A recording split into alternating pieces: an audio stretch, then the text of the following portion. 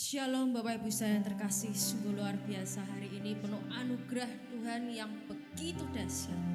Bapak Ibu saudara, biarkan walaupun kita saat ini beribadah di rumah, biarkan hadiratnya, kuasanya akan menguasai kita dan seluruh keluarga kita.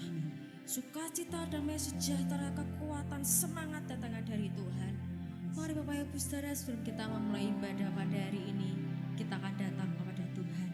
Bapa, terima kasih, sungguh luar biasa kasih-Mu dalam kehidupan kami pada hari ini. Silakan Kau beracara Tuhan dan urapi hamba-Mu yang akan menyampaikan firman-Mu, sehingga akan menyegarkan dan memperbaharui setiap kami, yang selalu membuat kami semakin hari semakin berantusias dalam ikut Engkau. Kami tidak akan membiarkan kami lemah lesu, tapi kami akan terus berantusias Tuhan. Kami akan terus berjuang bersama Engkau Yesus, mempertahankan iman kami sampai garis akhir. Terima kasih Tuhan, terima kasih Bapa. Engkau selalu memberikan kesehatan yang luar biasa, sehingga seluruh jemaat GBI Lamtera bebas dari COVID Tuhan. Semua akan dalam keadaan sehat dan luar biasa Bapa. Di dalam nama Tuhan Yesus Kristus, hamba telah berdoa dan mengucap syukur. Terima kasih Tuhan. Haleluya. Amin. Bapa, Kau setia dalam hidup kami. Kau tunjukkan kasih setiamu. Haleluya.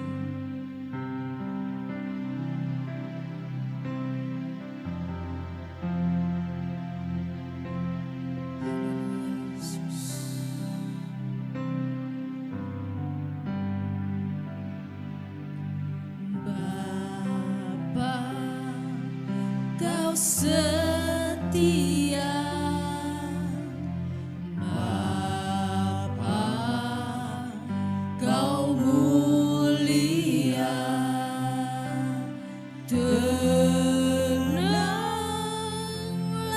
Jiwaku aman bersamamu,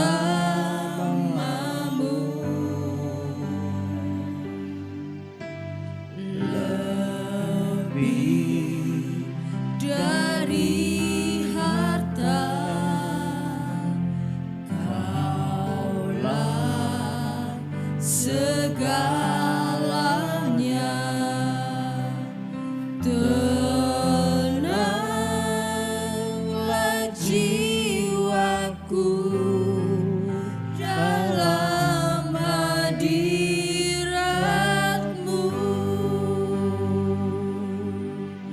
Kau tunjukkan kasih setiamu. Kau menyediakan yang ku perlu. Kau setia, Kau mulia, dulu, sekarang, dan selamanya. Kau tunjukkan kasih setiamu. Kau menyediakan yang ku perlu. Kau setia, Kau mulia, Bapa, Kau setia.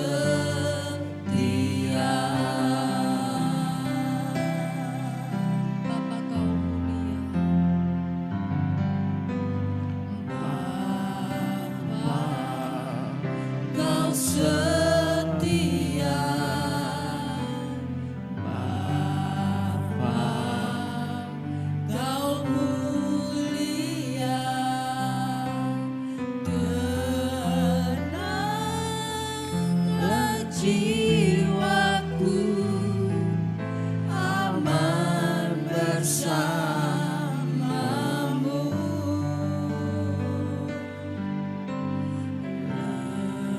Lebih dari harta Kaulah segalanya. Tenanglah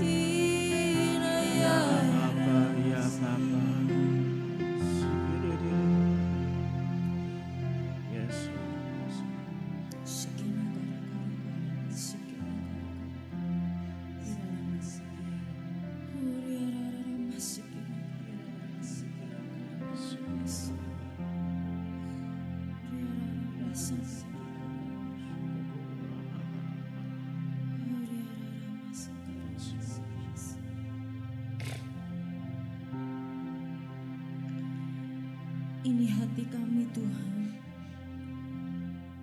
tubuh, jiwa, dan roh kami serahkan semuanya ke dalam tangan-Mu. Silahkan Kau beracara pada hari ini. Kami tidak mau melewati begitu saja dalam setiap ibadah. Tapi kami ingin setelah ibadah ini selesai, kami tetap membawa roh-Mu Tuhan. Kami siap menjalani hari-hari kami bersama Engkau Yesus. Kami tidak mau pulang dengan tangan kosong, tapi kami ingin pulang membawa berkat, membawa anugerah yang datang dari Engkau. Haleluya Yesus. Haleluya Tuhan. Biarkan kami datang kepadamu dengan rasa syukur. Kami siap Tuhan untuk bersuka cita dan bersorak-sorai mengagungkan dan memuliakan nama-Mu. Terima kasih Bapa, terima kasih Yesus. Di dalam nama Tuhan Yesus Kristus, hamba telah berdoa dan mengucap syukur. Yang percaya katakan amin. Haleluya. Berikan kemuliaan bagi Tuhan kita. Haleluya. Datanglah ke bait-Nya dengan rasa syukur yang datangnya dari Tuhan. Haleluya.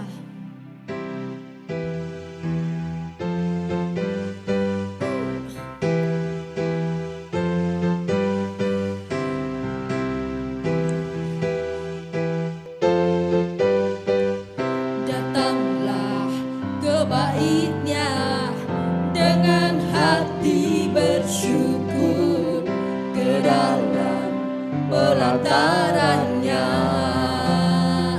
dengan hati bersuka, rasakan dan lihatlah betapa baiknya Tuhan bagi yang berlindung padanya. Akan bersorak-sorai, hey, akan bersorak-sorai, bersyukurlah, bersyukurlah kepada Tuhan, sebab Dia baik, bahwasannya untuk selamanya kasih setianya. Bersyukurlah kepada Tuhan, sebab Dia baik, bahwasanya untuk selamanya kasih setianya. Datanglah ke bait-Nya, datanglah ke bait-Nya dengan hati bersyukur, ke dalam pelataran-Nya dengan hati bersuka, rasakan dan lihatlah betapa baiknya Tuhan bagi yang berlindung padanya. Akan bersorak-sorai, hey, akan bersorak-sorai, bersyukurlah kepada Tuhan, sebab Dia baik, bahwasanya untuk selamanya kasih setianya. Bersyukurlah kepada Tuhan, sebab Dia baik, bahwasanya untuk selamanya kasih setianya. Bersyukurlah kepada Tuhan, sebab Dia baik, bahwasanya untuk selamanya kasih setianya. Bersyukurlah kepada Tuhan, sebab Dia baik, bahwasanya untuk selamanya kasih setianya. Bahwasanya untuk selamanya, bahwasanya untuk selamanya, bahwasanya untuk selamanya kasih setianya. Haleluya, haleluya. Berikan kemuliaan bagi Tuhan kita. Haleluya. Mari Bapak Ibu Saudara, kita selidiki hati kita.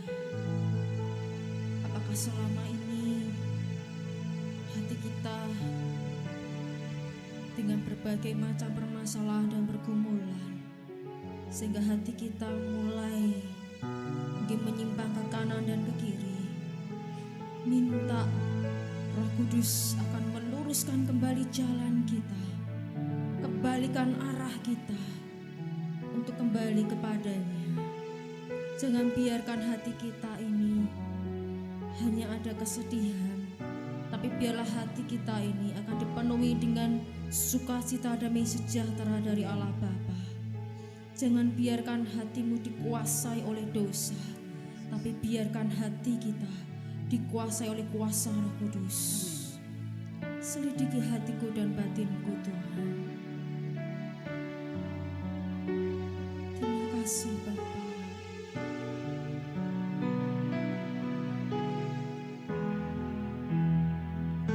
Selidiki aku, lihat hatiku, apakah ku sungguh mengasihimu, Yesus, Kau yang Maha Tahu dan menilai hidupku. Tak ada yang tersembunyi bagimu. Telah kulihat kebaikanmu yang tak pernah habis di hidupku. Ku berjuang sampai akhirnya Kau dapati aku tetap setia. Selidiki aku Tuhan. Haleluya Yesus. Selidiki aku, lihat hatiku, apakah ku sungguh mengasihimu, Yesus, Kau yang Maha Tahu dan menilai hidupku. Tak ada yang tersembunyi bagimu. Telah kulihat kebaikanmu yang tak pernah habis di hidupku. Ku berjuang sampai akhirnya Kau dapati aku tetap setia. Telah kulihat kebaikanmu yang tak pernah habis di hidupku. Ku berjuang sampai akhirnya Kau dapati aku tetap setia. Didapati setia itu tidak mudah, saudara. Karena saat kita itu menghadapi kehidupan ini, banyak hal untuk kita itu gampang sekali untuk berbelok dari hatinya Tuhan. Karena mungkin kita merasa bahwa kenapa Tuhan lama sekali untuk jamah hidupku, ambil alih hidupku. Kenapa jawaban doaku itu lama sekali ya Tuhan.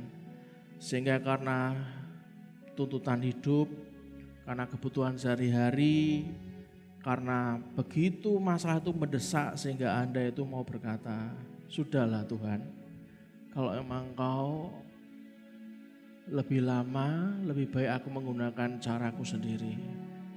Saudara tahu, pada saat Anda itu melakukan apa yang menurut Anda baik, begitu Anda lakukan, maka bukanlah jawaban, bukanlah solusi yang Anda dapatkan. Kebanyakan kita malah membuat masalah itu menjadi tambah runyam lagi, tambah berat lagi. Kalau hari ini kau benar-benar membutuhkan doa, membutuhkan jawaban, angkat hatimu, mintalah pada Dia pagi ini. Nyanyikanlah pujian ini dari hatimu yang paling dalam. Kita hanya berusaha meminta, tanya pada Tuhan, apa yang harus kita lakukan. Mari kita nyanyikan sama-sama refrain dari lagu ini. Telah kulihat kebaikan-Mu yang tak pernah habis di hidupku. Ku berjuang sampai akhirnya Kau dapati aku tetap setia. Ku berjuang sampai akhirnya Kau dapati aku tetap setia. Kau dapati aku tetap setia. Kau dapati aku tetap setia. Yes Lord, yes Lord. Ini penyembahan kami Tuhan.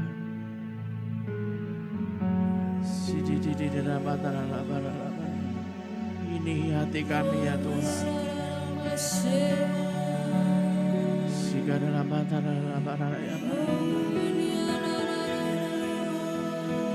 Ku hanya berharap padamu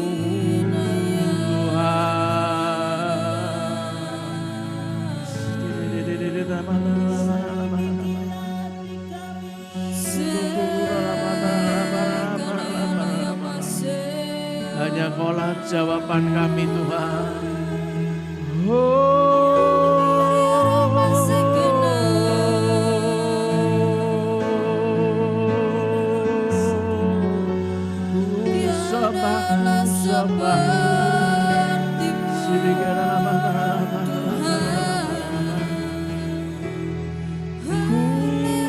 Sembahmu Tuhan, ku sembahmu,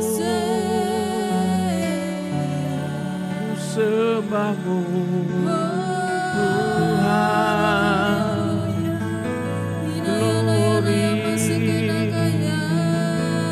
Glory bagimu, glory bagimu.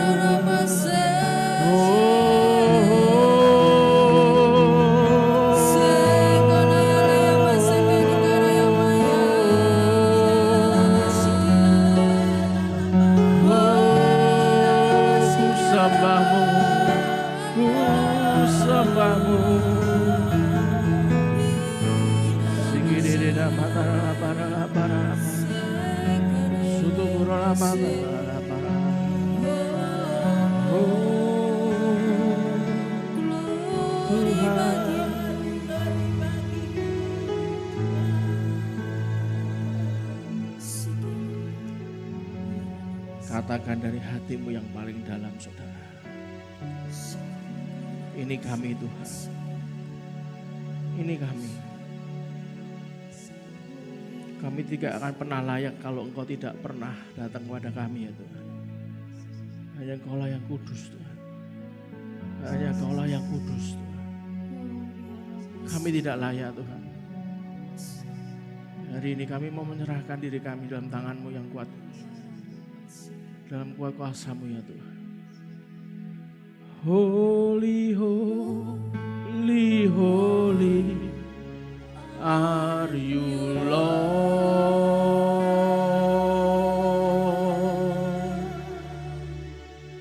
Holy, holy, holy are you Lord.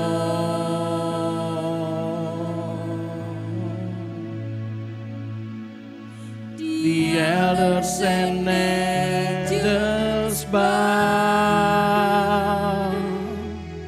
The redeemed worship you now.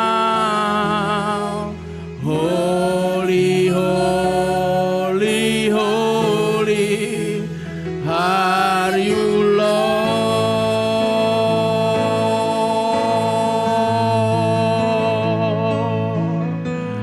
Holy, holy, holy are you, Lord.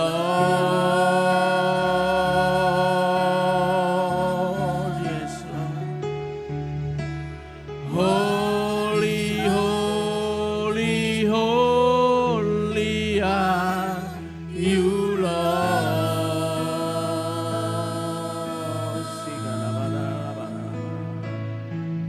The elders and angels bow. The redeemed worship you now. Holy, holy, holy are you, Lord. Sekali lagi katakan holy, holy. Holy, holy, holy are you, Lord. Yes, Lord, yes, Lord, yes, Lord. Holy, holy, holy are you, Lord.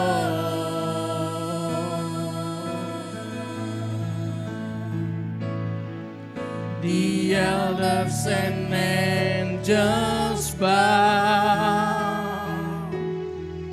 The redeemed worship you now. Holy, holy, holy are you, Lord.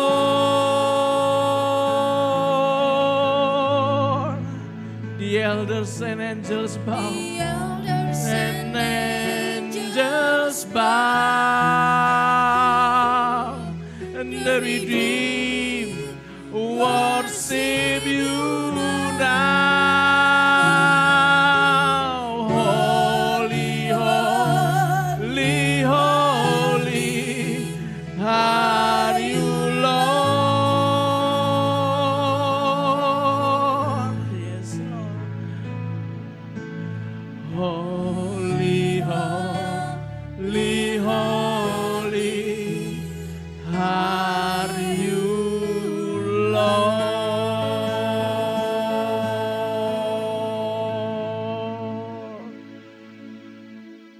Biarlah pagi ini ya Tuhan, roh wahyu, hikmat dan pengertian memberikan kami jalan untuk mengerti akan isi hati-Mu Tuhan. Biarlah hari ini Tuhan kami mau belajar seperti Kau mengajari raja-rajamu ya Tuhan. Bentuk kami Tuhan. Kami ini najis Tuhan, sok tahu. Kami terkadang merasa diri kami pandai Tuhan. Padahal kami ini enggak tahu apa-apa Tuhan. Padahal kami ini enggak layak Tuhan. Tapi Kau mau rendah hati mengajari kami Tuhan, mengundang kami dalam hadirat-Mu. Oh Almighty Jesus, terima kasih Tuhan, terima kasih. Kalau sebentar kami mau belajar mengenal akan isi hati-Mu. Biarlah ibadah pagi ini kami serahkan sepenuhnya dalam tangan-Mu yang kudus. Dan kita semua yang siap untuk diajari Tuhan dan dibentuk dengan firman-Nya, kita katakan amin. Berikan tepuk tangan yang paling meriah buat Tuhan kita. Oke, shalom, selamat pagi Bapak Ibu semua yang dikasihi Tuhan. Untuk kita tahu bahwa kata kudus, pujian yang terakhir yang kita nyanyikan holy, itu kalau ada cek di terjemahannya artinya kudus dan juga suci. Tapi saya harus berikan garis bawah ke Anda bahwa kudus itu berasal dari bahasa Ibrani, bahasa aslinya yaitu kodes, yaitu sesuatu yang berhubungan dengan Tuhan, yang berhubungan dengan hadiratnya, berhubungan dengan rohnya, berhubungan dengan jemaatnya, berhubungan dengan perbuatannya. Kudus itu selalu berasal dari Tuhan. Sedangkan suci itu bahasa aslinya yaitu nikayon, di mana itu artinya yaitu tidak bercela, tidak bersalah, tulus dan murni. Dan suci itulah yang banyak kita perjuangkan mati-matian untuk kita bisa hidup suci. Apakah orang yang memperjuangkan kesucian itu bisa? Saya harus berkata kalau orang itu mau berusaha sungguh-sungguh tapi pasti bisa. Apakah orang suci pasti kudus? Tidak, saudara. Karena kekudusan itu miliknya Tuhan, bukan milik manusia. Jadi kalau kita membutuhkan Tuhan dalam kehidupan kita, percayalah kita yang suci maupun yang tidak suci, kalau Tuhan berkenan hadir untuk turun membawa kita kudus, itulah yang bisa membuat kita tuh dikuduskan, saudara. Jadi saudara minimal pagi ini tahu perbedaan antara kudus dan suci. Bahwa yang namanya kekudusan itu adalah sebuah anugerah yang Tuhan beri. Itulah kenapa kita butuh Tuhan untuk turun menguduskan saudara dan saya. Karena orang yang hanya suci saja tidak bisa masuk surga. Hanya orang-orang yang dikuduskan Tuhan, itulah bisa masuk surga. Jadi kekudusan hanyalah milik Tuhan. Nah, Bapak Ibu yang dikasihi Tuhan, ini minggu kedua dari bulan November.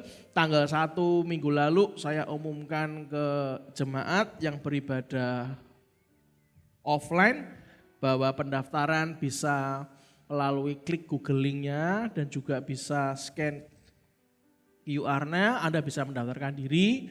Saya diberi laporan oleh ketua panitia dari acara Natal, tutup tahun 2020 dan acara HUT, pendaftaran sudah lebih dari 60 orang. Nah, Bapak Ibu kami mohon maaf itu baru minggu pertama. Sedangkan kita ini akan menutup tanggal 30 November.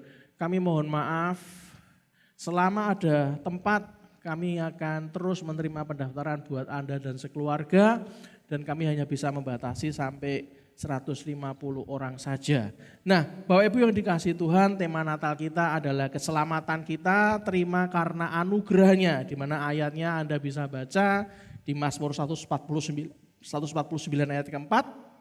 Dan tema tahun baru kita dan hari ulang tahun GBI Lantera yang ke-22 tahun, temanya adalah Tuhan akan melindungi kita dan keluarga kita dari hari pencobaan. Anda bisa baca ayatnya sendiri di Wahyu 3 ayat yang ke-10. Nah, saudara yang dikasihi Tuhan, kalau Anda masih ingat sebuah gambaran tentang 5G, karena kita masuk generasi yang namanya generasi 5G, Anda masih ingat 2 minggu yang lalu saya mengajak Anda sama-sama sharing menjadi pengikut Kristus dengan bertindak dengan 5G, 5G. G yang pertama yaitu God, bertanya kepada Tuhan sebelum kita bertindak. Dan G yang kedua adalah gospel, yaitu membawa kabar baik, God's good news, di mana saudara dan saya memberitakan kabar baik Tuhan sampai ke ujung bumi. Dan G yang ketiga yaitu gold, yaitu emas, di mana kita akan mengambil menjarah balik apa yang sudah iblis jarah dari umat-umat Tuhan, kita jarah balik emas itu. Dan yang keempat adalah kita grow. G yang keempat adalah grow, yaitu pastikan saudara dan saya hidup itu selalu bertumbuh secara dinamis. Sehingga dalam hikmat, pengetahuan dan kegembiraan kita tuh melimpah-limpah saudara. Tidak mungkin Anda hidup bersama Tuhan itu bingung, gak dapat ide, gak punya hikmat, gak tahu mau ngapain, tuh gak mungkin. Karena kita bisa mengeksplor semua yang dari Tuhan saudara. Itulah kenapa dituntut kita tuh selalu bertumbuh. Dan G yang terakhir dari 5G adalah glory. Glory itu artinya semua yang kita dibawa Tuhan dalam spiritual journey-nya, dalam perjalanan kita bersama Tuhan, pastikan kita membawa kejayaan dan kemuliaan bagi nama Tuhan. Nah, mari kita akan sharingkan lagi tipe yang kedua.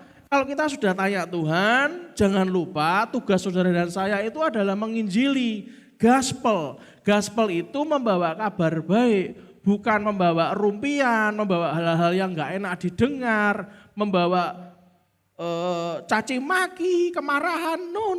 Kita membawa kabar baik. Nah, kita ingin supaya kita tuh paham bahwa kita ini terdiri dari 3 hal. Yaitu tubuh, jiwa, dan roh. Masih ingat saudara minggu lalu? Dikatakan bahwa kita itu terdiri dari 3, yaitu tubuh, jiwa, dan roh. Dan sekedar mengingatkan saja bahwa tubuh, jiwa, dan roh kita itu butuh diberi makan, Bapak dan Ibu. Bagaimana roh bisa makan? Jelas butuh yang namanya Roh Kudus.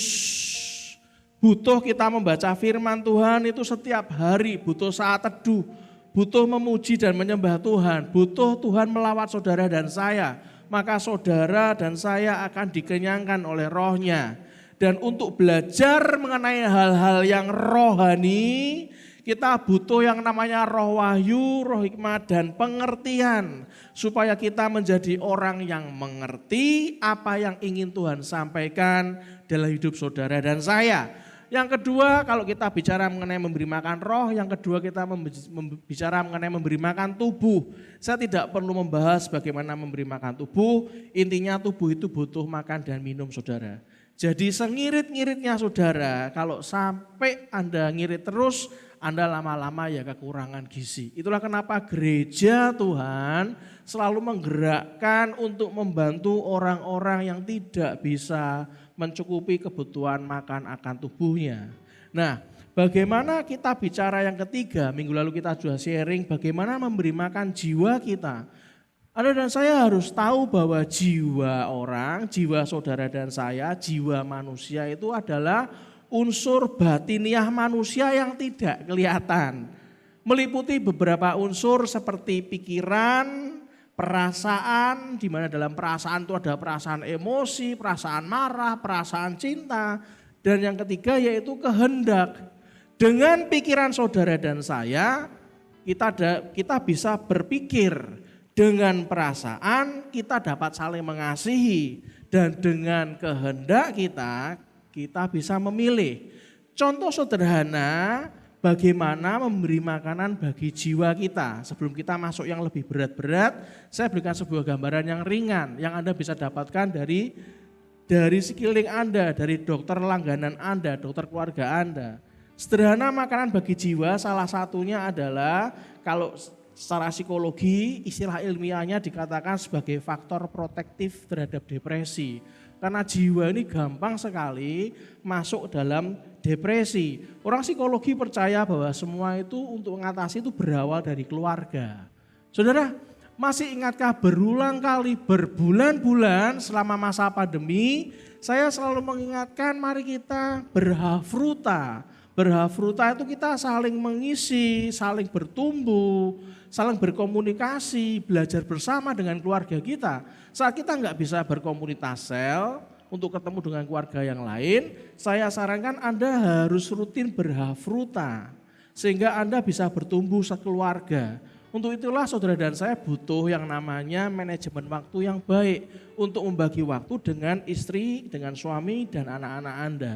Sebagai faktor protektif yang pertama supaya kita tidak masuk dalam yang namanya depresi, anak Anda tidak depresi, pasangan Anda tidak depresi. Enggak cuma itu saudara, tentu saja supaya kita enggak depresi kita harus memiliki rasa syukur dan menerima atas kondisi diri kita ini. Justru dengan bersyukur kita bisa menerima kondisi kita apa adanya, itulah yang dibutuhkan untuk memproteksi jiwa sebenarnya.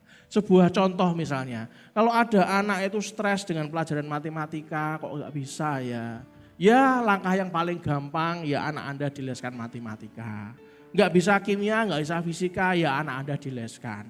Tapi kita harus meng-approach terus, mensupport, mendorong anak kita jangan stres. Enggak apa-apa nak, enggak bisa matematika tuh enggak apa-apa. Tapi kan kamu pinter berenang. Enggak bisa matematika enggak apa-apa, kamu kan pinter musik. Enggak apa-apa nak, kalau enggak bisa, ayo kita papa mama leskan. Enggak ada budget pak dileskan, ya sudah dibelajarkan sendiri saudara. Saya sendiri ngajari anak saya tuh sampai malam-malam saudara, sampai setengah 12 malam. Padahal ya sudah les juga. Kenapa? Karena mata pelajarannya tambah lama bukan tambah gampang. Tapi saya bisa memanajemen waktu, bagaimana bekerja, bagaimana untuk melayani Tuhan, dan bagaimana untuk punya waktu yang di-manage untuk bersama dengan keluarga. Saudara yang dikasih Tuhan, bagaimana yang kedua selain keluarga? Yang paling gampang memberikan makanan jiwa yaitu kita membentuk lingkungan sosial yang baik. Bisa jadi yang untuk memproteksi kita dari kehidupan yang negatif adalah kita harus berkumpul dengan kehidupan sosial yang positif saudara. Kumpulan dengan orang-orang yang ceria, maka Anda akan jadi ceria. Kumpulan dengan orang-orang yang kreatif, maka Anda akan kreatif. Kumpulan dengan orang-orang yang produktif, maka Anda akan produktif. Hidupnya saudara dan saya itu lebih bermakna dan berbahagia kalau saudara bisa melihat lingkungan sosial di sekitar kita dengan baik. Dan yang ketiga, tips-tips ringan bagaimana memberi makanan jiwa yang paling ringan-ringan sederhana aja adalah pastikan Anda menjaga kesehatan fisik saudara. Ingat pepatah, di dalam tubuh yang sehat terdapat jiwa yang sehat. Jadi jiwa itu bisa enggak sehat kalau tubuh kita itu enggak sehat saudara. Nah kan makanya jangan lupa berjemur, jangan lupa olahraga pagi gitu ya. 30 menit setiap minggu minimal 3 kali. Kalau bisa tiap hari enggak apa-apa. Bagaimana yang keempat? Pada saat gangguan kesehatan jiwa itu mulai meningkat pesat,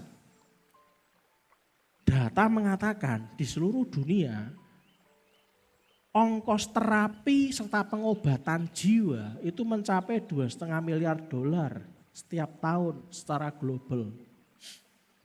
Terdapat bukti bahwa perubahan pola makan dapat mengurangi berkembangnya masalah kesehatan jiwa dan meringankan beban yang semakin berat. Perubahan pola makan yang dirubah saja itu bisa mengatasi masalah beban yang lebih ringan lagi saudara. Hanya ngubah pola makan.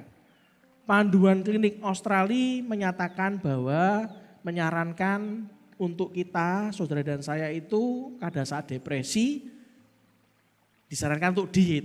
Wah itu cocok banget buat saya. Semakin saya depresi, makanya ngawur saudara. Makanya saya disuruh istri saya tuh kadang-kadang dimarah-marahi. Kamu nih makan banyak gitu ya, ditakar saudara. Lah bahayanya kalau nggak ada yang ngawasin, ya saya do lagi kadang-kadang. Makanya saya ini perlu mengubah pola pikir mindset bahwa ada yang menegur dan tidak, jagalah nutrisi yang masuk karena itu pengaruh sekali dengan jiwa kita, enggak cuma tubuh saja, tapi juga jiwa. Nah, saudara, belakangan ini ada kemajuan besar terkait pengaruh makanan tertentu terhadap kesehatan psikologis. Meningkatkan nutrien tidak hanya dapat memperbaiki kesehatan pribadi, tapi juga menurunkan biaya masalah kesehatan mental di seluruh dunia. Nah, sekedar pengetahuan saja, saudara. Apa itu nutrien, Pak?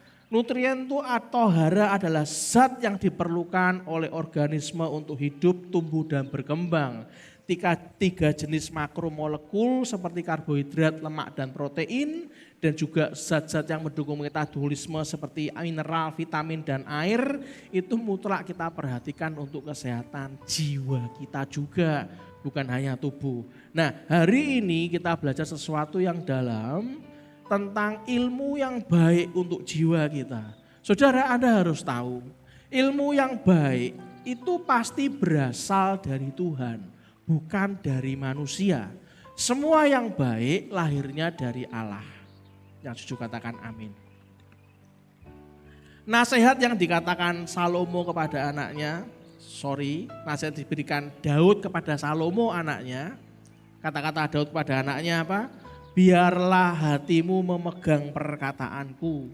Di Di dalam terjemahan lain dikatakan belajarlah dengan hati nak katanya. Ada banyak orang termasuk saya itu kadang-kadang seringnya belajar menggunakan pikirannya. Kenapa? Karena sudah banyak yang memberikan kita masukan, mikir dong, pakai nih yang di sini. Ya pasti benar saudara. Makanya kita dikasih otak sama Tuhan itu dibuat untuk mikir. Nah, tapi Tuhan mau kita selain belajar dengan pikiran, belajarlah dengan hati. Ilmu yang baik adalah ilmu raja-raja. Ilmu yang memungkinkan seseorang suatu hari nanti diberi kepercayaan yang besar oleh Tuhannya.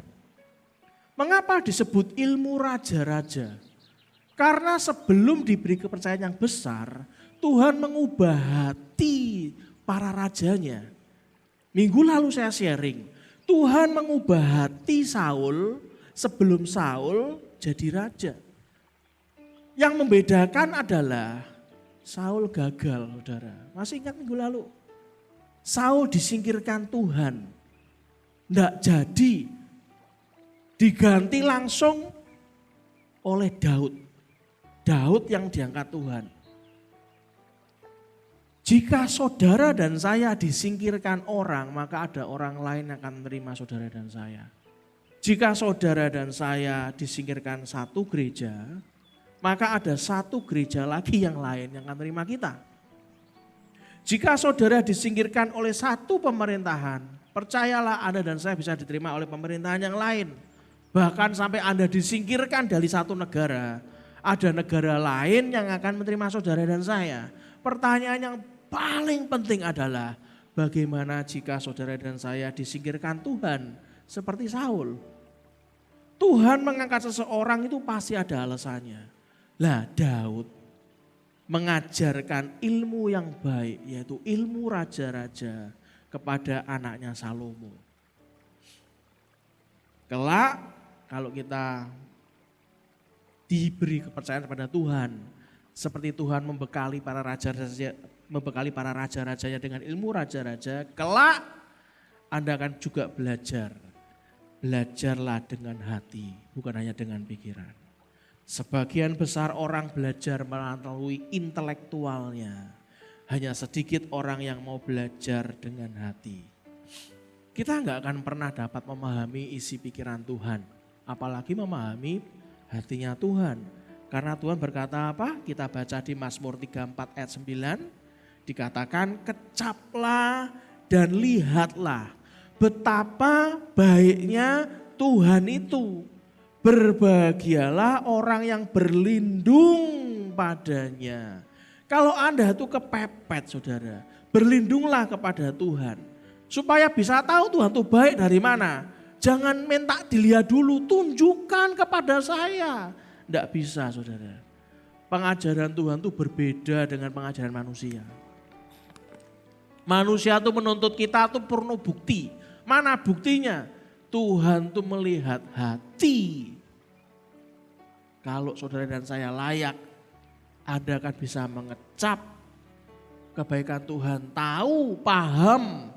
Oh ngerti aku sekarang. Ternyata Tuhan bawa saya ke sini toh. Maka Anda akan bertumbuh dan berkembang. Maka Anda bisa melihat. Ternyata saya sudah berubah jauh ya Tuhan ya. Itulah dikatakan kecaplah dan lihatlah. Taste and see. Hati itu sumber dari segala sesuatu. Minggu lalu kita sudah pernah sama-sama belajar dari hati itu menentukan pikiran kita. Kalau hati kita baik, pikiran kita baik. Kalau pikiran kita baik, maka kita akan melakukan tindakan yang baik. Tindakan yang baik akan menjadi kebiasaan yang baik. Kebiasaan yang baik akan menjadi karakter yang baik. Itulah kenapa minggu lalu kita tahu bahwa dalam penginjilan, dalam melakukan gospel, dari 5G, G yang kedua gospel, pemberitaan kabar baik, Tuhan tuh ingin kita punya karakter yang baik. Karena penginjilan tidak bisa dipisahkan dari karakter. Saudara, mengapa kita perlu memperhatikan dan mengizinkan Roh Tuhan mengajar dan membongkar hati kita? Kalau kita lihat di Amsal 4 ayat 23 dikatakan, jagalah hatimu dengan segala kewaspadaan, karena dari situlah terpancar kehidupan. Kalau kita waspada pada hati kita, kita akan berpengaruh kepada pancaran kehidupan. Kata terpancar itu pengertian hurufiahnya yang sudah saya bahas juga minggu lalu, yaitu geographical boundaries. Artinya apa? Perbatasan secara geografis, perbatasan secara fisik. Sampai sebesar apa Tuhan percayakan kepada Anda, sampai seluas apa pengaruh yang diberikan kepada Anda, otoritas sampai sebesar apa yang dipercayakan Tuhan kepada Anda dan saya, jatah sebesar apa itu tergantung dari sikap hati saudara dan saya. Itulah kenapa Alkitab berkata, jagalah hatimu dengan segala kewaspadaan. Salomo yang sudah diajarkan oleh ayahnya Daud untuk menjaga hati, itu pun Salomo melakukan hal-hal yang konyol dan jatuh loh saudara. Nah, ingat, kita bisa lihat baik-baik kalau Anda baca Alkitab tuh Anda renungi. Salomo itu dengan diajari Daud saja dan dia mengenal Tuhan, dia minta hikmat yang luar biasa. Jadi raja yang dikenal di mana-mana karena hikmatnya dia lebih berhasil dibandingkan Daud. Bisa jatuh dalam penyembahan berhala, saudara. Maka hari ini Tuhan tuh ingatkan lagi ke saudara dan saya, jagalah hatimu dengan segala kewaspadaan. Karena akan terpancar itu geographical boundaries, perbatasan yang secara geografis, perbatasan secara fisik itu akan diperluas apa tidak tergantung hati saudara dan saya. Daud adalah orang yang sangat berkenan di mata Tuhan. Saya tidak membahas Salomo hari ini. Kita ingin belajar dari Daud yang sangat berkenan di mata Tuhan. Dalam bahasa Inggrisnya dikatakan, a man after my own heart katanya. Seseorang pria yang setelah hatiku sendiri. Artinya apa? Artinya betul-betul Daud itu orang yang seperti dimabuk cinta sama Tuhan. Itulah kenapa Daud akan melakukan apapun yang Tuhan perintahkan kepadanya. Karena dia melakukan semua kehendak Tuhan, makanya Tuhan sangat sayang sama Daud. Itulah dikatakan a man after my own heart. Pria yang setelah hatiku sendiri, yo Daud iku. Wah hebat. Kisah Para Rasul 13 ayat 22 saya akan bacakan buat Anda. Kisah Para Rasul 13 ayat 22 dikatakan, setelah Saul disingkirkan, Allah mengangkat Daud menjadi raja mereka.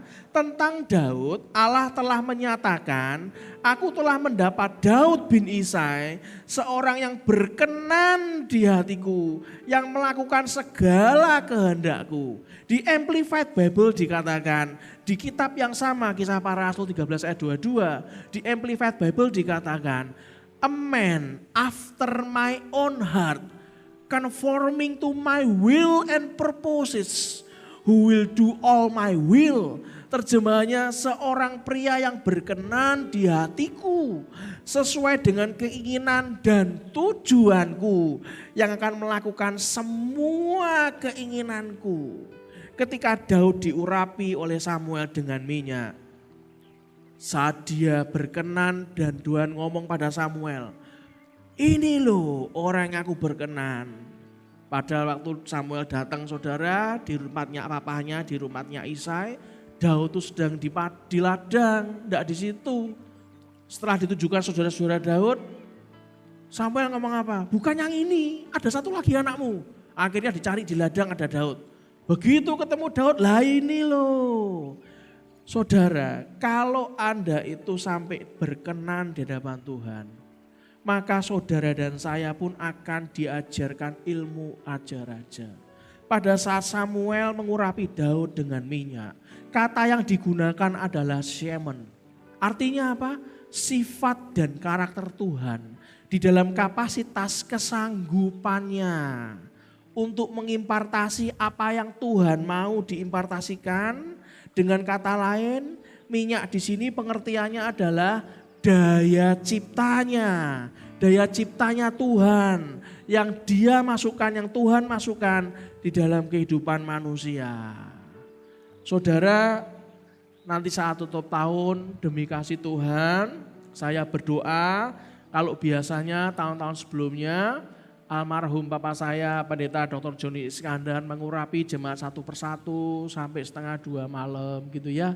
Untuk masa pandemi ini entah tahun depan, masa pandemi ini kami akan memberikan pada Anda semuanya minyak urapan satu orang satu untuk Anda bisa mengurapi keluarga Anda. Kemanapun Anda butuh untuk berdoa, Anda butuhkan minyak urapan Anda bisa pakai. Oke, sama seperti pada saat Samuel meminyaki Daud. Di sana digunakan kata shaman, di mana sifat dan karakter Tuhan di dalam kapasitas dan kesanggupan Tuhan akan diimpartasikan kepada Daud, kepada kehidupan manusia. Kalau Anda percaya apa yang dilakukan Tuhan pada Daud, kalau Anda berkenan di hadapannya, maka juga bisa dimasukkan dalam kehidupan saudara dan saya. Apakah Daud enggak punya kesalahan? Apakah Daud tanpa kesalahan? Tidak. Malahan luka batin yang dialami oleh Daud saat jiwanya luka itu bisa kalau Anda lihat bahwa ketika Merab yang dijanjikan Saul kepadanya diberikan kepada orang lain. Apa itu Pak? Ternyata pada saat Daud mengambil istrinya orang lain untuk dia tiduri, ada penyebabnya saudara. Orang kalau jiwanya sakit itu harus dicari penyebabnya. Ngaku ke Tuhan. Saya akan berikan contoh. Saya akan cerita tentang Merab. Merab itu dari kata dasar yang artinya menjadi banyak, limpah. Merab itu putri Raja Saul yang tertua di antara kedua putrinya. Anda bisa baca di 1 Samuel 14 ayat 49. Saya akan ceritakan ke Anda bisa baca sendiri nanti di rumah. Saul telah berjanji untuk menikahkan salah satu di antara mereka dengan orang yang akan mengalahkan Goliat.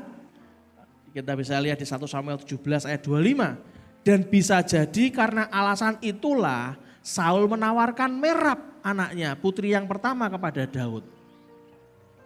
Daud ditawari saudara.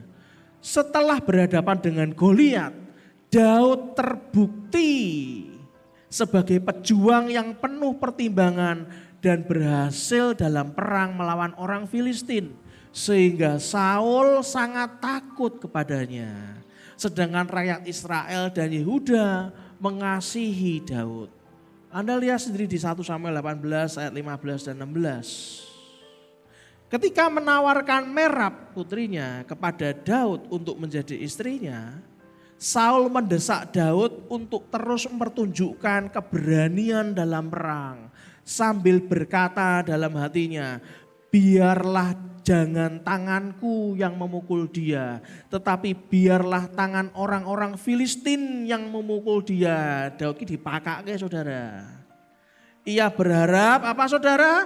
Daud mati dalam pertempuran. Hampir sama enggak sama suaminya Batseba?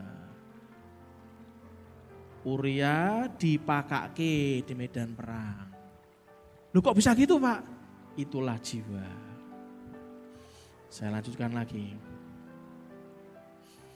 Daud karena rendah hati, ragu-ragu untuk menerima tawaran menjadi menantu raja. Kan rajanya Saul saudara. Tetapi Saul ternyata tidak menepati janjinya. Dan Merab putrinya tidak pernah menjadi istri Daud. Kisah itu menyatakan bahwa putri yang lebih muda, adiknya Merab namanya Mikal, mencintai Daud, yang dapat menyiratkan bahwa Merab tidak mencintai Daud. Bagaimanapun ketika tiba waktunya untuk memberikan Merab putri Saul kepada Daud, saya beritahu Saul sudah memberikan kepada Adriel orang Mehola sebagai istrinya. Anda bisa baca di 1 Samuel 18 ayat 17 sampai 20. Apakah luka batinnya, luka jiwanya Daud sembuh? Saya beritahu tidak. Buktinya ya ketika Daud jadi raja Israel, ketika melihat Batseba dan diperingatkan bahwa dia adalah istrinya orang lain, Daud nggak peduli.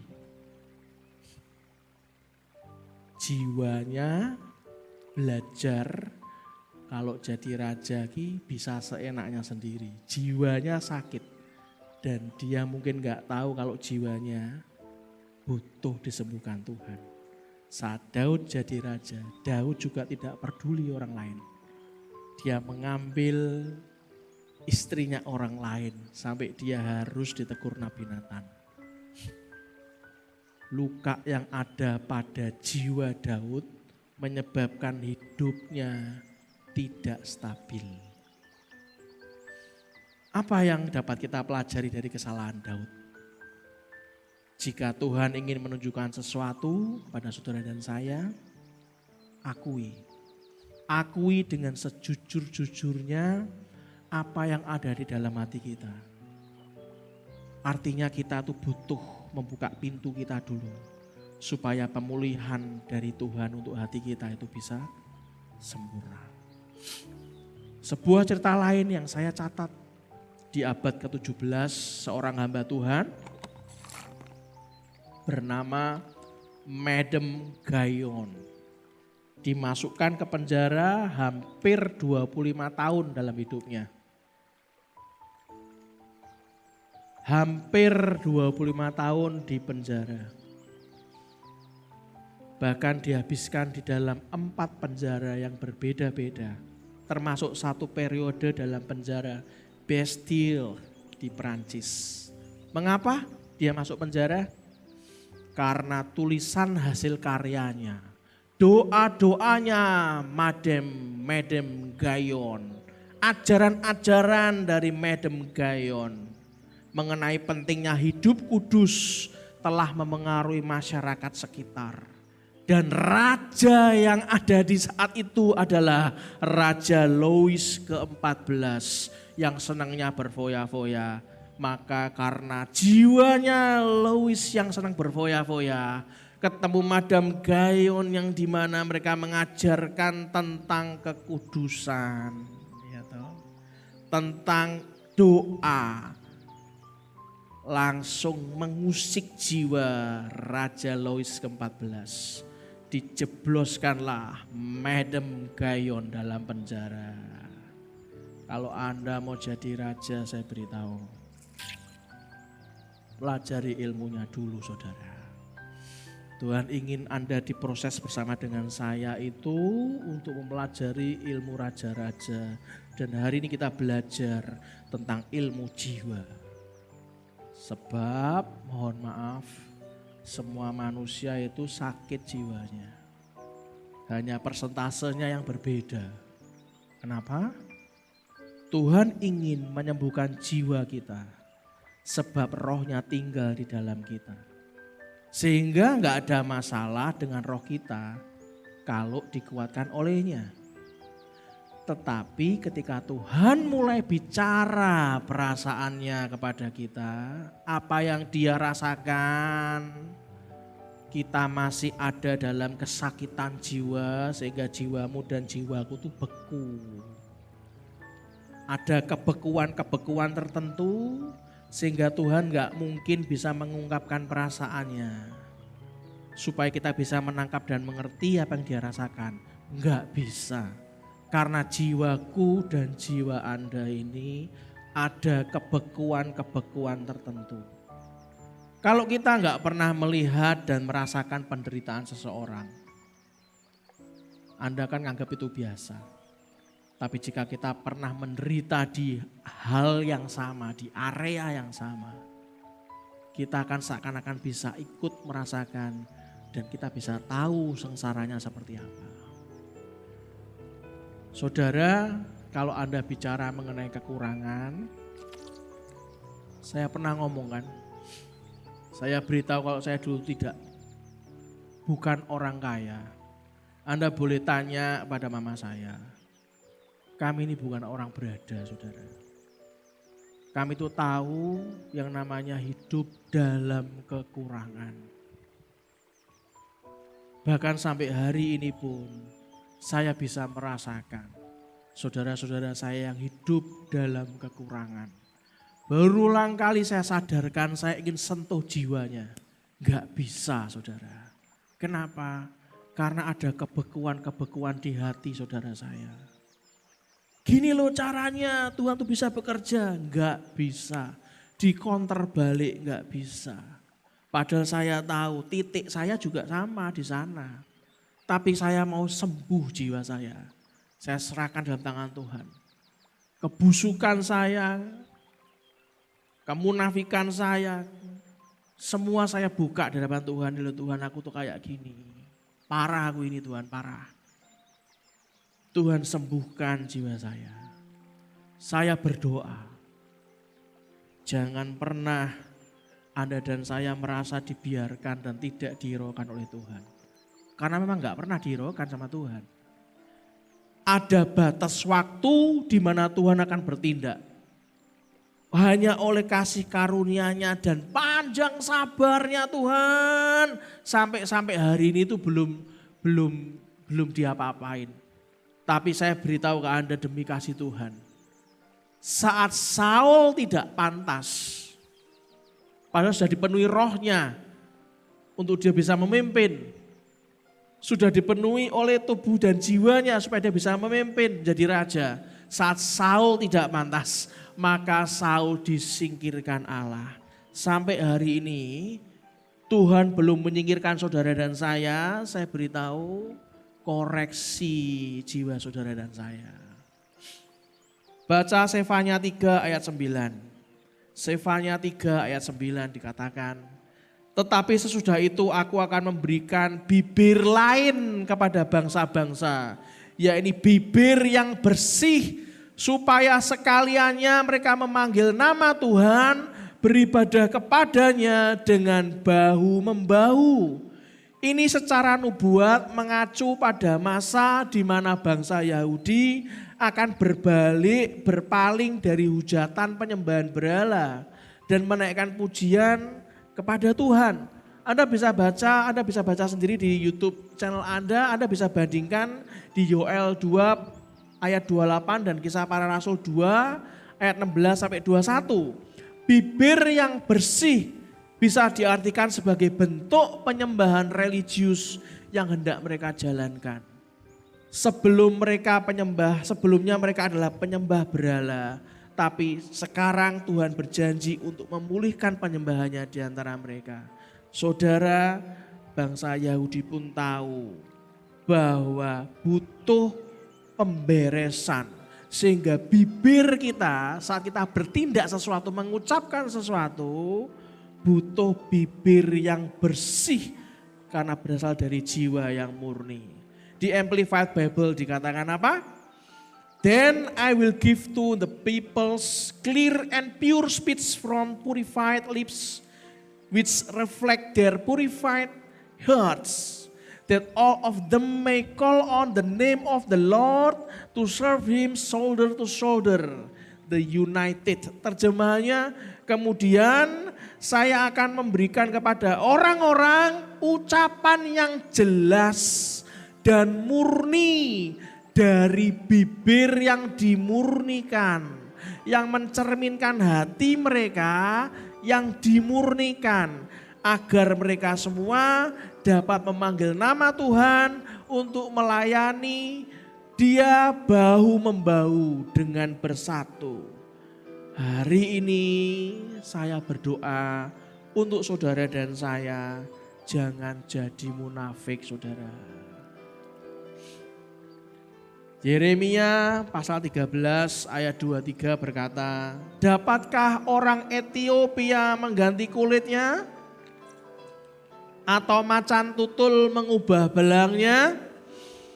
Masaan kamu dapat berbuat baik, hai orang-orang yang membiasakan diri berbuat jahat. Jangan munafik saudara, beresi dulu. Karena saudara dan saya nggak bisa berbuat baik kalau kita membiasakan diri berbuat jahat. Yang kedua, jangan sesat. Allah tidak membiarkan dirinya dipermainkan, karena apa yang ditabur orang itu juga yang akan dituainya, saudara. Ilmu raja-raja memulai dan mengakhiri yang namanya penginjilan, gospel, memberitakan sesuatu yang baik, God's good news, memberitakan kabar baik, memulai dengan benar itu baik. Tapi ingat, tetap menjaga hingga mengakhirinya dengan berkemenangan, itu yang membuat sempurna. Saudara, ingat iblis itu licik. Jika iblis tidak berhasil mencegah serta menghalangi kita untuk memulai, maka ia berusaha menyerang kita agar kita tidak mengakhiri sebagai hamba yang baik dan setia. Galatia 3 ayat 3 dikatakan, adakah kamu sebodoh itu? Kamu telah mulai dengan roh, maukah kamu sekarang mengakhirinya di dalam daging? Kapan kita disebut mulai dengan roh? Kapan kita disebut mulai dengan roh? Ada 4 poin yang saya catat sebagai kesimpulan. Yang pertama, kapan kita mulai dengan roh? Waktu kita meyakini dan menyadari Tuhan memanggil dan memilih saya. Yang kedua, kapan kita memulai dengan roh?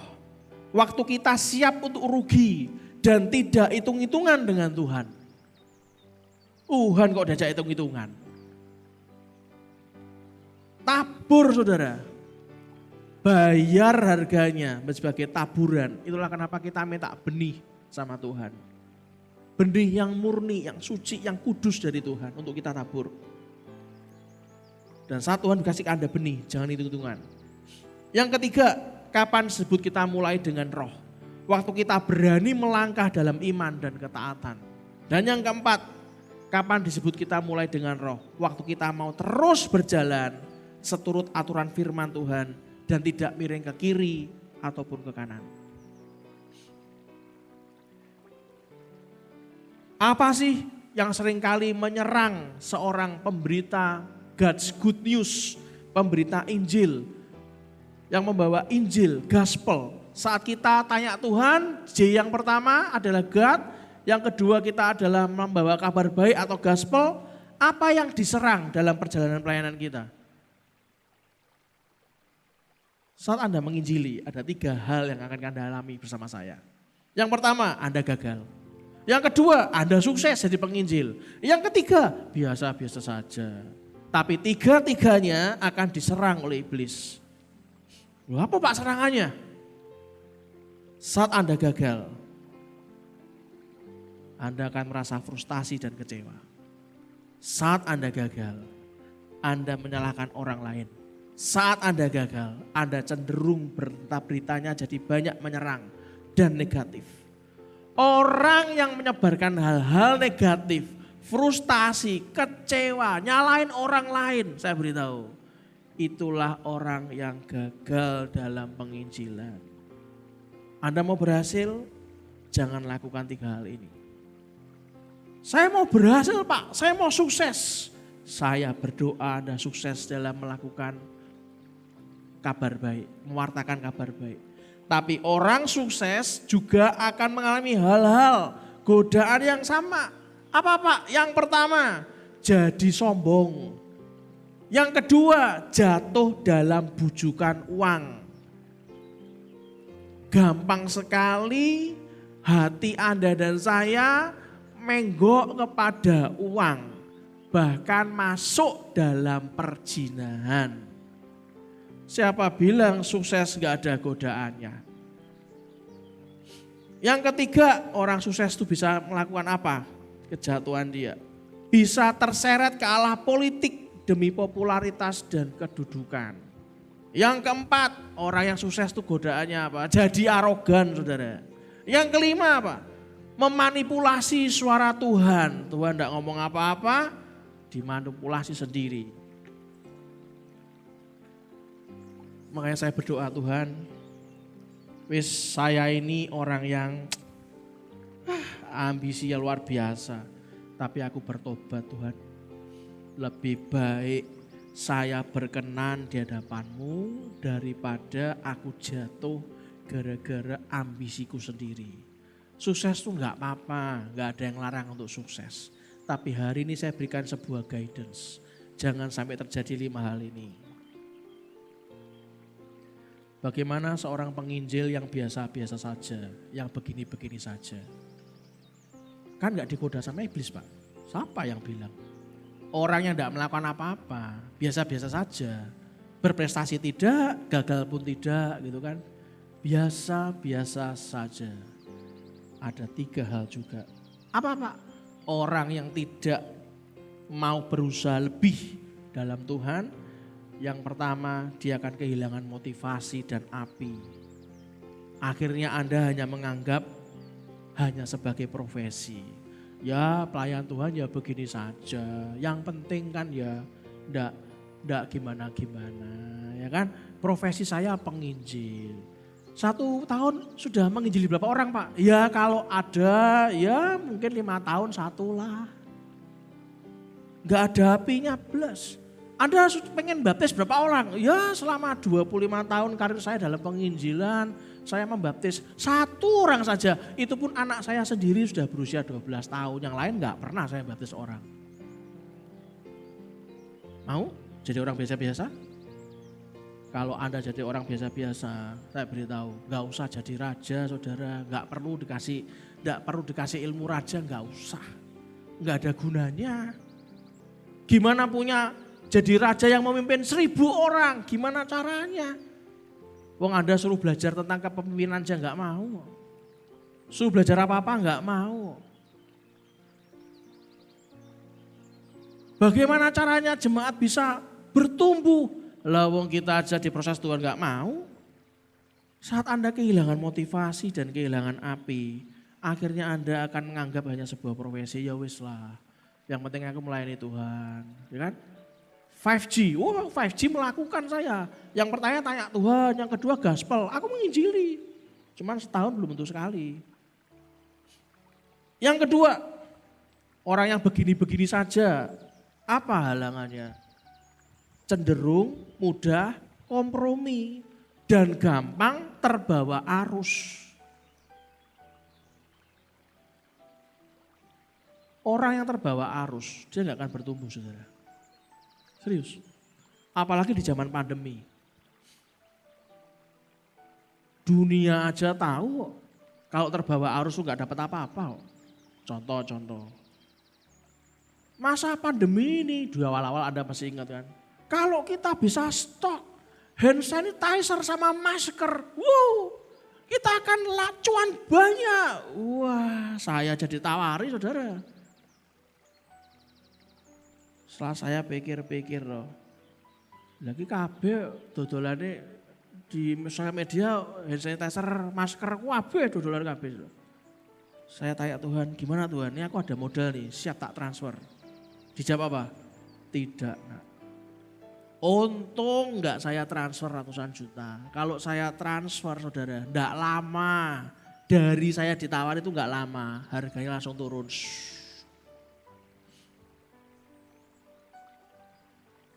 Dalam pelayanan sama. Kalau Anda cenderung kompromi, ya kan, sukanya ngerumpi, terbawa arus, itulah godaan orang yang biasa-biasa saja. Yang ketiga, orang yang begini-begini aja, godaan iblisnya apa? Anda akan dibawa puas diri dan gak mau belajar lagi. Saudara yang dikasihi Tuhan, saya berdoa. Saya sungguh berdoa, setiap orang yang membawa kabar baik buat Tuhan harus setia sampai akhir sebagai hamba baik dan setia. Yang setuju katakan amin. Langkah praktisnya Pak, langkah praktis untuk menutup hari ini tentang ilmu raja-raja. Yang pertama, jangan mudah terbujuk untuk apa saja yang bukan dari Tuhan. Wis, enak toh? Yang kedua, jangan terpancing untuk berkompetisi dengan siapapun. Lu kok gak boleh kompetisi Pak? Minggu depan kita akan belajar. Kita nanti mengabarkan kabar baiknya Tuhan. Bukan mau hebat-hebatan siapa yang paling banyak membaptiskan orang. Bukan mau banyak-banyakan siapa yang bisa menobatkan orang. Enggak. Kita tuh bukan mau berkompetisi. Yang ketiga langkah praktisnya. Siapkan diri dan berani serahkan tongkat estafet berikutnya kepada orang lain. Semua orang punya kelebihan sendiri-sendiri. Tidak mungkin Anda kerjakan sendirian sebagai Superman, enggak mungkin. Dan yang keempat, siap-siap pindah panggilan. Dari pemain lapangan menjadi pelatih dan penasehat. Saya belum begitu paham Pak tentang langkah praktisnya. Itulah kenapa dibawa bersama Tuhan. Ada pertumbuhan hikmat, pengetahuan, dan sukacita di dalam Tuhan. Tim musik maju ke depan. Tutup Alkitab Anda. Anda ingat baik-baik. Sebagai ayat penutup, kita baca Yakobus 1 ayat 21. Yakobus 1 ayat 21. Sebab itu buanglah segala sesuatu yang kotor dan kejahatan yang begitu banyak itu, dan terimalah dengan lemah lembut firman yang tertanam di dalam hatimu, yang berkuasa menyelamatkan apa saudara? Menyelamatkan jiwamu. Supaya firman Tuhan itu bisa bekerja untuk menyelamatkan jiwa saudara dan saya, pertama-tama kita perlu membuang segala sesuatu yang kotor dari hati kita. Itulah kenapa saya berdoa belajar untuk meletakkan kisah hidup saudara dan saya. Letakkan kisah-kisah kita itu dalam tangan Allah. Saudara dan saya akan takjub melihat apa yang sanggup Allah lakukan dengan semua itu. Beresi hati kita di hadapan Tuhan. Satu pujian. Holy, holy, holy are you, Lord. Yes. Holy, holy, holy are you, Lord. Yes. Kau kudus ya Bapa. The elders and angels bow, the redeemed worship you now. Holy, holy, holy are you, Lord. Katakan holy. Holy, holy, holy are you, Lord. Yes, Lord. Holy, holy, holy are you, Lord.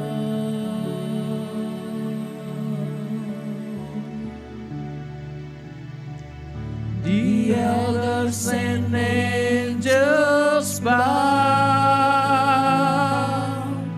the redeemed worship you now.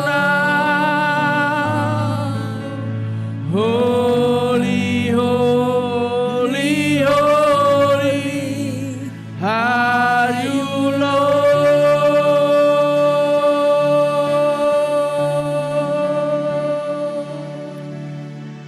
Holy, holy, holy are you, Lord.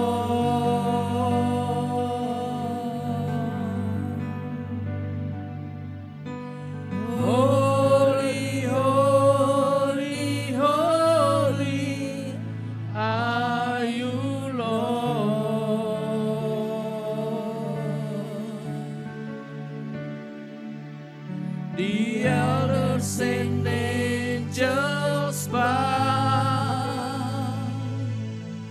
the redeemed worship you now. Holy, holy, holy are you, Lord.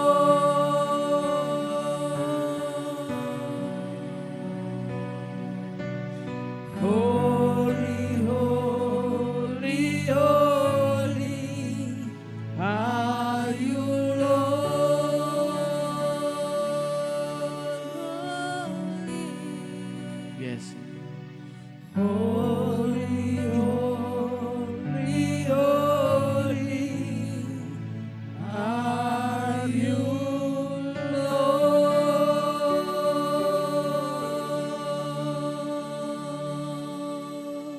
Kalau sebentar kami akan memberikan persembahan ya Bapak. Ajari hati kami untuk taat Tuhan.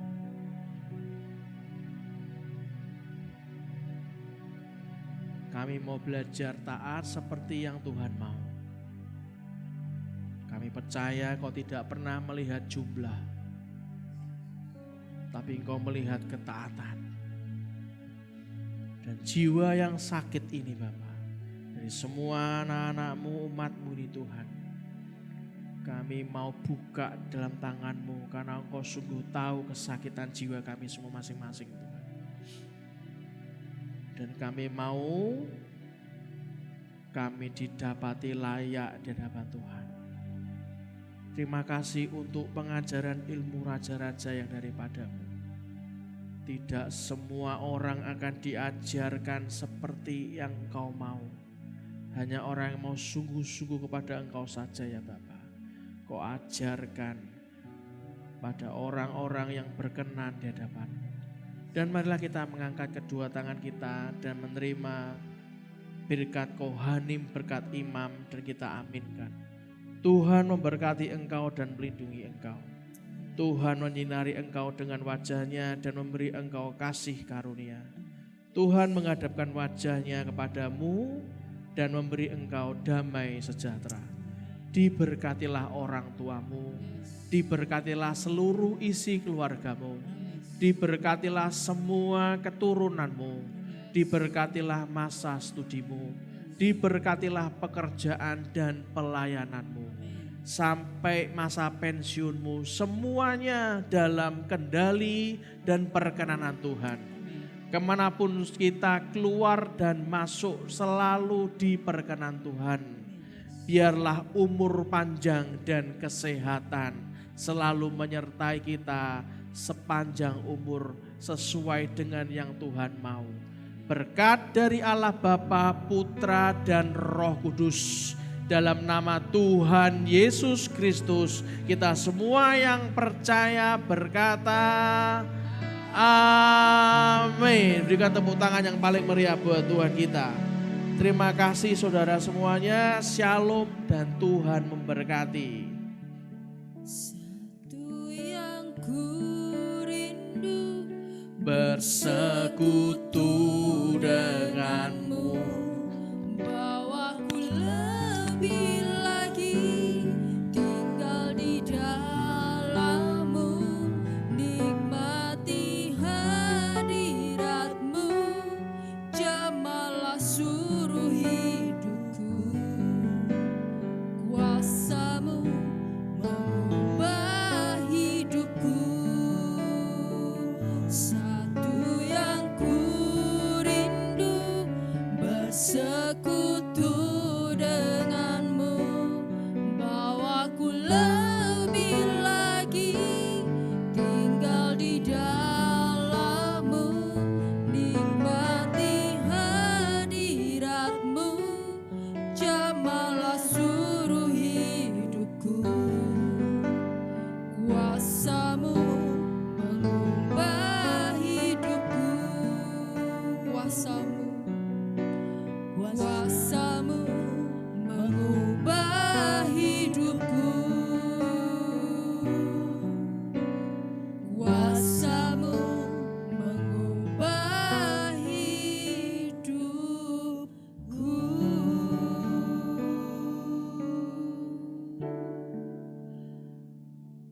kasih.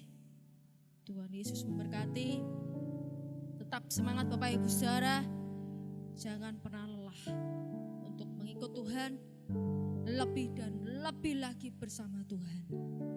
Haleluya. Jesus bless.